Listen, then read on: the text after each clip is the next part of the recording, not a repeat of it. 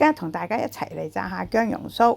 薑蓉酥呢，就係我哋屋企成日都會用得到嘅。例如呢，我哋食雞嘅時候要點啦，咁啊薑油呢亦都係好特別香啦。食飯嘅時候要撈薑油飯啦，亦都可以用啦。淥完菜之後，亦都可以畢啲喺面呢，作為一種調味呢，都係非常之咁好嘅。